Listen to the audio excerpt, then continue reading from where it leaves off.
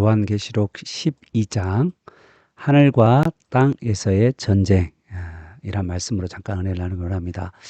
12장부터 14장까지 여러분이 보시면 이 12장부터 14장은 압축된 구원 계시가 설명되어 있어요. 이게 이 구조를 보면 15장, 16장에 넘어가면 마지막 대접 재앙이 이제 시행되기 전, 그리고 나팔 재앙 11장까지 해서 나팔 심판에 대한 이야기가 끝나고 그 12장, 그 12장에서 14장에 바로 또 다시 압축된 구원 계시가 설명되어 있습니다. 잘 보시면 12장부터가 14장까지 이제 새로운 환상이 시작되는데 이 12장에 보면 구약 교회가 오늘 나와요. 그게 이제 해 입은 여자가 구약 교회인데요. 그 해 입은 여자가 나오고, 그리고 이 해 입은 여자가 신약의 예수 그리스도를 탄생시키는 거죠. 그리고 이 예수 그리스도께서 재림, 그리고 심판하시는 게 14장까지 이어져 갑니다. 이게. 그래서 14장 14절에서 20절까지 가보면 예수님이 재림하시 심판하는 이야기가 그런 아주 이제 성경의 중요한 것들을 아주 간략하게 요약한 것이라고 말할 수 있죠.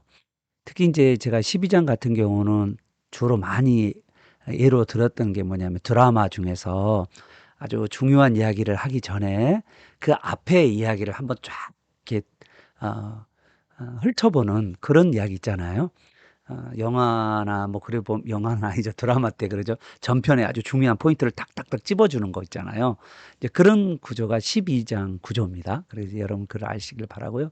특히 12장의 사항을 한번 보면 12장은 되게 긴장되는 사항이죠. 적대적 관계가 있고요. 또 하늘과 땅이 이렇게 양쪽이 보여주면서 아주 큰 어디 보면 스케일이 엄청 크게 되어 있죠. 그래서 하늘과 땅에 아주 긴장되어 적대적 모습인데 그게 바로 한마디로 이야기하면 전쟁입니다. 그래서 하늘과 땅에서의 전쟁이라고 말할 수가 있습니다. 그러면 이제 이 12장에 여러분 잘 아시다시피 요한계시록이 이제 1장에 큰 구조로 보면 1장에 주님께서 7뼈를 잡으시고 7 촛대사에서 거니시는 분이 바로 예수 그리스도라고 1장에 나와 있잖아요.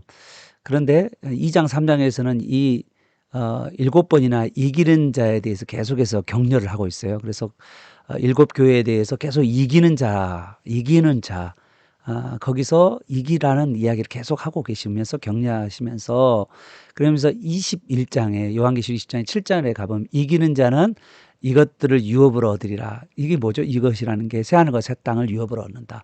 천국을 유업으로 받는다. 새로운 하늘과 새로운 땅을 유업으로 상속받게 된다. 이기는 자가 라고 말하고 있어요. 그래서 요한계시록에서는 바울의 서신에서는 믿음에 대한 이야기를 강조를 많이 한다면 요한계시록에서는 마지막 때 이기는 이야기를 계속해요. 그러니까 믿음이라는 게 바로 이기는 신앙이다라는 거죠. 그러면 누구를 이기며 누구와 싸우며 또 어떻게 이기며 뭐 이런 것들이 이제 우리가 질문을 던질 수 있는 거죠. 그것에 대해서 누구와 싸움이며 또 어떻게 이기며 이런 것들을 12장과 13장에서 이것에 대해서 답변하고 있다라고 말할 수가 있습니다. 자, 우리 먼저 누구를 이기며 어떻게 이기는가에 대해서 오늘 12장에서 먼저 말씀하고 있는 것이 있는데 문단을 한번 나눠보도록 하겠습니다. 12장은 첫 번째 1절에서 6절까지 땅에서의 전쟁이라고 말할 수가 있습니다. 여자와 용, 그리고 여자가 낳은 아이가 등장인물들이죠. 여기에 등장하게 되고요. 그래서 이 1절에서 6절까지는 이 용이 여자가 낳은 아이를 잡아먹으려고 막 하는데 이 아이가 갑자기 하늘 올라가 버리죠. 승천해 버린 이야기 됩니다. 이 아이가 누구냐면 예수 그리스도인데, 구약의 해 입은 여자라는 것은 구약 교회를 이야기하고요. 아이는 예수 그리스도고 이야기하고 예수 그리스도의 초림과 그 십자가의 부활 이야기는 다 아는 이야기라 말하지 않고 그냥 승천으로 해서, 그러면서 이 여자가 이제 광야로 내쫓긴데 그게 신약의 교회죠. 근데 이 광야라는 곳이 어떤 곳이냐면 하나님의 보호와 양육을 받는 곳이다라고 이야기합니다. 그러므로 신약 교회는 하나님의 보호와 양육 가운데서 성장하는 교회가 된다라고 이렇게 말씀하고 있는 거죠. 그러므로 이 이야기가 바로 하나님의 구원 계시에 대한 축약편과 같은 이야기가 하나가 전개되고 있죠. 자, 7절에서 12절까지는 하늘에서의 전쟁에 대한 이야기입니다. 하늘의 전쟁인데 특히 용과 그의 추종자들과 용 사탄이죠. 그와 그의 추종자들과 그리고 미가엘은 하늘의 천군 천사라고 하는 사람 미가엘입니다. 미가엘과 그의 추종자들 그 하늘의 천군 안에 천군 천사들 중에서 그 이제 추종자들 그러니까 미가엘을 따르는 추종자들 이 이제 용과 그리고 미가엘 따르는 추종자들이 하늘에서 전쟁이 벌어지게 되는죠. 그런데 이 전쟁 가운데서 용이 패배하게 되는데 이게 언제 벌어졌냐 하면 예수님이 신약에서 사역하고 있는 중간에 하늘에서 전쟁이 벌어졌는데 하늘에서 용이 패배합니다. 그러면서 땅을 쫓기게 되게 되죠. 여러분 이제 신약에 또 아니 이제 구약에 보면 구약 성경에 욥기 1장이나 열왕기상 22장에 가보면 이 사탄이 하늘에 머물러 있는 것을 보게 돼요. 구약에 보면. 구약에는 욥기나 열왕기상 22장에서 보면 사탄이 하나님과 대화하는 이야기가 나오거든요. 이렇게 구약 성경에서는 자주 이렇게 사탄이 왔다 갔다 해요. 그런데 신약에 오면 이 사탄, 용이 하늘에서 내쫓기는 이제 그런 거죠. 이제 이 모습이 바로 예수님이 이 땅에서 공생애를 하는 동안에 벌어졌던 사건이고 하늘에서 미가엘과 전쟁했던 이야기입니다. 그리고 이제 13절에서 17절까지 이 사탄이 이제 하늘로 올라가신 예수 그리스도를 쫓다가 못 쫓으니까 용이 이제 여자를 박해하는 장면이 나오는데 이 여자는 이제 구약에서 이제 신약으로 넘어가는 건데 물론 교회죠. 교회인데 우리가 앞에 이야기 같은 교회지만 예수님을 낳은 교회는 구약 교회라고 그러고 예수님이 하늘로 승천한 다음에 남겨놓은 사람들이 바로 뭐냐면 신약의 교회라고 말할 수 같은 교회지만 그렇게 좀 구별해서 신약 교회와 구약 교회로 하지만 결과적으로는 해 입은 여자는 교회죠, 교회. 뭐 마리아가 아닙니다. 뭐 마리아라는 분도 있는데 마리아도 아니고 그래서 이 용이 여자를 박해하는 그 구조가 되어 있고 그러나 이 여자는 여기서는 용이라고도 말하기도 하고 뱀이라도 나오는 두 가지의 언어를 쓰고 있는데 그 박해를 피하여서 또 유혹을 피하여서 광야에서 보호와 양육을 받는 이야기가 바로 오늘 이야기입니다. 자, 좀 더 구체적으로 들어가 볼까요? 자, 1절에서 6절까지는 이제 땅에서의 전쟁이죠. 해를 입고 있는 자. 여러분이 해를 입었다. 이 참 이해할 수 없는 거죠. 해를 입었다라는 거. 그리고 발 안에는 달이 있고 그리고 관에는 12별이 있다라는 거죠. 이건 뭘까요? 정말 영광스러운 모습이죠. 교회의 영광스러운 모습. 좀 더 구체적으로 이야기하면 구약 교회의 영광스러운 모습이 나와 있습니다. 그리고 그 다음에 또 한 가지는 3절에 보니까 큰 붉은 용이 나오게 되는 거죠. 거기 3절에 보니까 그거는 사탄인데 하늘의 별 3분의 1을 땅에 떨어뜨렸다라고 하는 의미가 두 가지로 말할 수 있어요. 하나는 천사 중에서 타락한 천사들을 3분의 1을 뽑았다라고 말할 수도 있고요.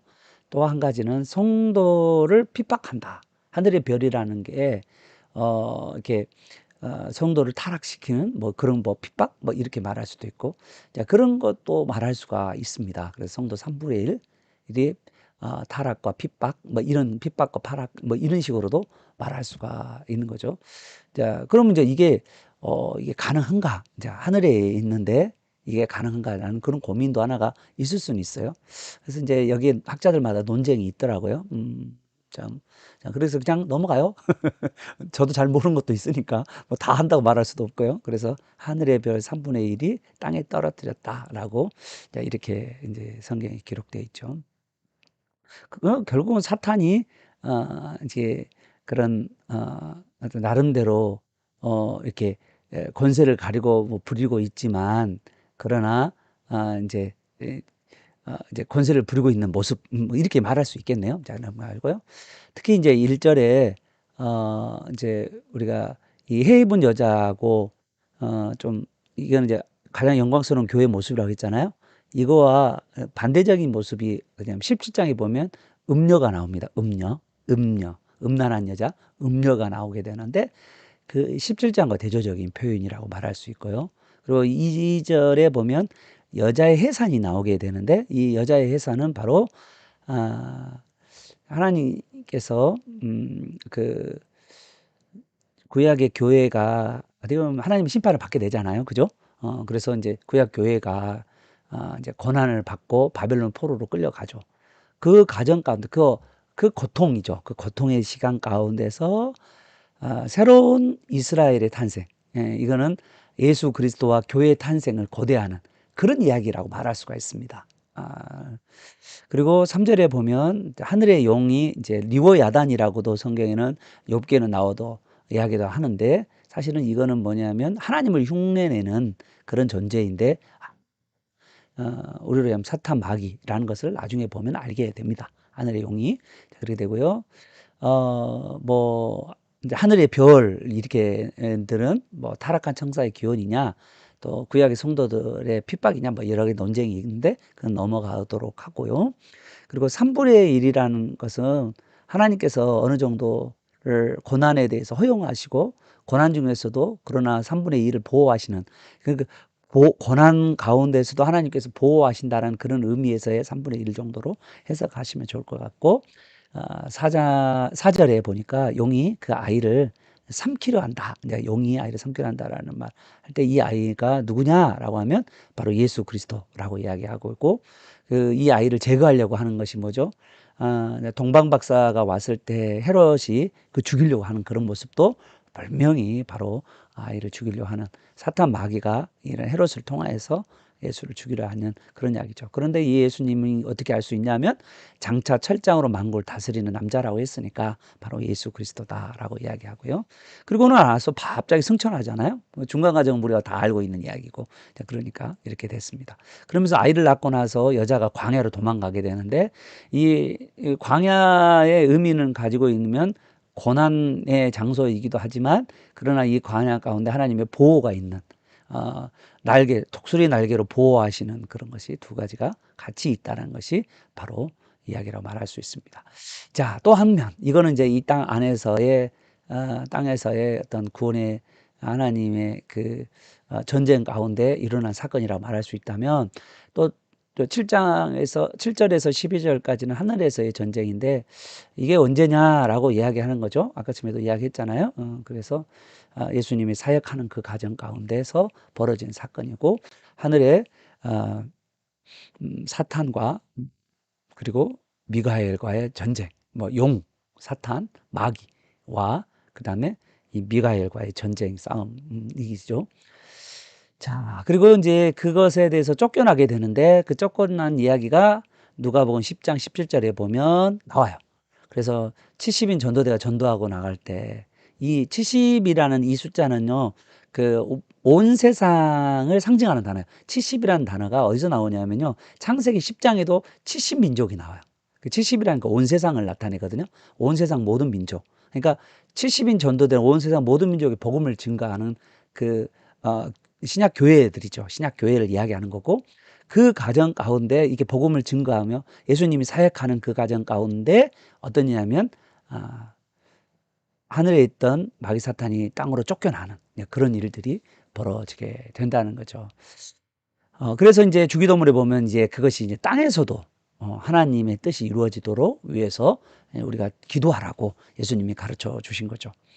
그 다음에 이제 11절에가 아주 중요한 말이 있는데 하늘의 전쟁이나 또 우리의 승리할 수 있는 그 이유가 뭐냐, 우리가 이길 수 있는 어떻게 이기느냐라고 이야기하면 11절에 보니까 어린 양의 피로 우리가 이긴다. 우리가 마귀 사탄을 이길 수 있는 무기가 뭐냐? 어린 양의 피예요. 그래서 예수님의 피를 강조하는 거죠. 또 한 가지 우리가 증언하는 말씀입니다. 하나님의 말씀. 이 하나님의 말씀, 그리고 세 번째 보니까 죽기까지 자기 생명을 아끼지 않는 자. 그러한 자들이 마귀 사탄을 이기는 거죠. 자기 생명을 아끼지 아니하고 구원하시는 예수 그리스도를 피를 자랑하고 선포하고 말씀을 선포하는 그러한 자들에게 승리를 약속하고 계심을 여러분 믿으시기를 바랍니다. 두려워한 자는 승리할 수가 없죠. 그래서 우리가 예수 그리스도를 의지하고 우리 안에 있는 성령의 역사를 의지하여서 우리가 말씀을 증거해 가는 저와 여러분 되시기를 바랍니다. 자, 이렇게 승리하니까 어떻습니까? 하나님도 예수님도 승리하시고 또 누구죠? 그 교회들이 신약 교회들이 이렇게 막 승리하는 모습이죠. 그 이야기는 또 우리의 승리를 이야기하는 거죠. 이야기하는 것에 그러한 것에 대한 반응이 나옵니다. 하늘의 반응이 12절에 즐거움. 정말 그 하늘에서는 엄청난 즐거움이 있죠. 이 승리하는 모습을 보면서 땅에는 아직 이 승리의 즐거움을 다 누릴 수는 없어요. 왜냐하면 지금까지 땅은 전쟁 중에 있기 때문이죠. 영적 전쟁이 있죠. 그리고 사탄이 어떻게 해야 됩니까? 12절 하반절에 보니까 사탄이 자기의 때가 얼마 남지 않음을 알고 더 극렬하게 분노하고 그리고 신약교회에 대해서 핍박하는 모습이 바로 나오게 되는 거죠. 자, 13절에서 17절은 뭐냐면 사탄이 신약교회를 핍박하는 건데 공격의 대상이 아이에서 이제는 교회로 전환되고 있는 모습을 알게 되죠. 그러잖아요. 신약교회는 그러나 독수리 날개 아래 보호와 양육을 받게 된다라고 말씀하고 있습니다. 여자를 핍박했던 용이 이제 13절에 보니까 이 13 용이잖아요. 근데 15절에 뭘로 바뀌냐면 뱀으로 바뀐다는 거예요. 희한하잖아요. 용이 갑자기 뱀으로 바뀐다는 이 말은 용은 무서운 핍박이라면 뱀은 말로 호리는 유혹, 진리 아닌 것들을 증거하고 그거를 통해서 많은 사람들을 미혹하게 하는 시대가 올 거라는 거죠. 그게 신약교회가 있었던 거죠. 그래서 앞으로 우리가 이 시대에 뭐 우리나라 같은 경우는 정말 뭐 우리나라가 그렇게 극심한 기독교적인 핍박이 있겠어요? 앞으로 저는 없을 거라고 봐요. 뭐 여러분요, 뭐 1세기 당시나 막 불로 화형을 처하고 막 예수 믿는 사람들을 막 사자밥에 넣고 그런 시대가 올까요? 저는 안 온다고 봐요. 절대 안 옵니다. 그런 시대는 우리나라는 올 수가 없어요. 어, 주님 재림할 때까지. 오히려 더 무서운 게 뭐냐면 이 뱀으로 호리는 말이죠. 여러분 그런 시대가 올 거예요. 그래서 지금도 여전히 지금은 우리가 그 극심한 어떤 핍박 가운데 있는 시대가 아니잖아요. 물론 북한이나 또 모슬렘권이나 뭐 그런 데서는 정말 뭐 총으로 사람을 죽이는 그런 일도 있고 예수 믿는다는 사람을 죽이는 사람도 물론 있죠. 그런데 우리나라는 그러지 않을 거라는 거예요. 그러니까 전 세계적으로 그런 핍박들이 일어나지 않을 거라는 거예요. 오히려 더 심각한 것은 믿음에서 벗어나는 거죠. 갈수록 말씀을 안 볼 거고요. 갈수록 세상 이야기를 더 많이 들을 거고요. 사람들은 거기에 취해 있을 거고요. 특히 저는 이 메타버스 시대가 오면 완전히 가상에 빠져버릴 거예요. 이 시대가. 그러면 하나님의 말씀이 그들에게 마음에 심겨지는 게 아닐 수도 있다라는 거예요. 이게 더 무서운 저는 지금 우리의 미혹이 가장 무서운 마지막 때의 일이라라는 저는 생각이 계속 들어요. 뭐 우리가 그렇게 막, 막 그렇게까지 핍박을 당하지 않을 거라는 거죠. 1세기 당시처럼 뭐 완전히 그런 식은 아니잖아요. 13절에 14절에 보십시오. 물론 우리가 조선 후기 때 뭐 이제 천주교들도 많이 죽었고 기독교인도 많이 죽었잖아요. 물론 그런 것들은 있었죠. 그런 건 없는 건 아닌데 그러나 지금 시대에 와서는 또 다를 수 있다라는 거죠. 13절에 우리 13절 14절은 이미와 아직 사이에 있는 신약교회를 이야기할 수 있는데 이 신약교회의 이 박해와 또한 교회를 하나님께서 보호하신다는 이 두 가지가 같이 들어있어요. 그러면 여러분 박해가 이길까요? 하나님의 보호가 이길까요? 여러분 제가 까놓고 이야기해 보십니다. 누가 이길 것 같아요? 전쟁이 벌어지면 누가 이길 것 같아요? 당연히 하나님이 이기죠. 하나님이 이기죠. 하나님의 보호가 이겨요. 그래서 여러분이 그때 우리가 할 수 있는 건 인내예요. 인내. 인내의 시간을 갖고 주님을 따르는 거죠. 어, 이제 우리가 이제 가장 큰 고민이 이 시대에 뭐 여러분 이제 17절 한번 볼래요? 17절? 17절에 보면 이제 어떤 분들이 이제 나오잖아요. 전쟁하려고 이제 서 있는 모습이잖아요. 용과 여자가 용이 여자에게 분노하여서 그 여자의 남은 자손 신약 교회죠. 하나님의 계명 그 신약 교회의 특징이 뭔가요? 하나님의 계명을 지키고 예수의 증거를 가진 자잖아요. 예수를 증거하는 자, 계명을 지키고 말씀을 붙들고 계명을 지키는 자. 이렇게 계속 강조하죠. 말씀과 예수를 증거하는 이 사역이 이기는 비결이라고 계속 이야기하잖아요. 그런데 이 전쟁을 놓고 또 어떤 분들은 뭐라고 하냐면 아마겟돈 전쟁이다. 또 제3차 전쟁이다. 막 이런 식으로 막 사람들이 이제 어떤 이야기 하냐면 이 땅에서 일어나는 육적인 전쟁을 이야기를 계속 하고 있는 거예요. 그런데 여러분 잘 생각해 보십시오. 이 전쟁은 영적 전쟁이에요. 예. 왜요? 마귀 사탄이 하는 전쟁인데 마귀 사탄과 또한 믿는 자들과의 싸움이니까 영적 전쟁이 있죠. 그런데 여러분 이 전쟁이 잘 보면요. 악의 세력들이 모아지거든요. 뭉치거든요. 뭉친다는 이 사탄과 사탄의 이렇게 세력들이 뭉치게 되고 그 악의 세력들 한 자리에 모여들게 되는 것은 이 모인다는 것은 뭐를 의미하냐면 그 힘이 강해진다는 이야기도 되겠지만 그러나 그 힘이 강해지냐요. 여러분 요한계시록에서 하나님을 대적하는 마귀 사탄이 하나님에게 손 하나 까딱하지 못하고 싸움을 하려고 하다가 바로 끝나는 이야기가 요한계시록에 나와 있는 전쟁 이야기예요. 왜냐하면 하나님과의 마귀 사탄과의 싸움이라는 게 싸움이 되지가 않아요. 하나님이 전능하신 하나님이고 마귀 사탄은 피조물인데 어떻게 싸움이 되겠어요. 그리고 예수님 앞에 무릎 꿇고 벌벌벌 떠는 것이 바로 마귀 사탄인데 그리고 우리가 어떻게 해요?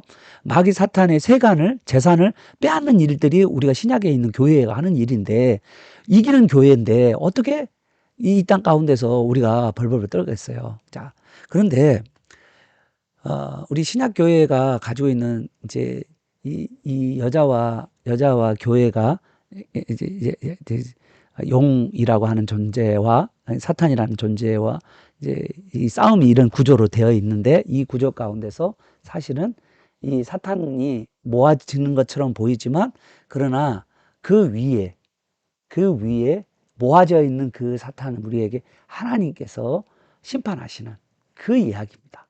그러니까 여러분 전쟁이 막 육적인 인간적인 막 그 3차 대전 막 그런 이야기가 아니고 하나님께서 그들을 모아서 한 번에 쓸어버려요. 이제 그런 이야기가 바로 전쟁 이야기라는 거예요. 그래서 그들이 전쟁하려고 뭉치지만 하나님께서 거기로 완전히 작살내버리는 그 이야기가 바로 요한계시록의 이야기입니다. 사랑하는 성도 여러분, 뭐 우리 요한계시록뿐만 아니라 여러분 베드로전서 5장 9절에도 이런 이야기 있죠. 자, 마귀는 우는 사자처럼 두루 다니며 삼킬 자를 찾는다고 그랬어요. 여러분요, 마귀는 지금 현재 울기만 해요. 여러분 울기만, 으르렁거리지. 여러분 삼키지는 못해요. 울기만 하는 거예요. 자, 그래서 우리가 어떻게 해야 됩니까? 베드로전서 5장 8절에서 9절에 보면 마귀를 대적하고 너희 믿음을 굳게 하여 마귀를 대적하라고 그렇게 베드로 사도도 권면하고 있어요. 마귀를 대적하라고 그런 거예요. 여러분 마귀를 두려워하거나 마귀에게 여러분이 어떻게 될 거라고 생각하는 것은요. 천만에 만만해요. 그거는 여러분의 걱정이에요. 하나님은 그렇게 말씀하지 않고 있다는 거죠.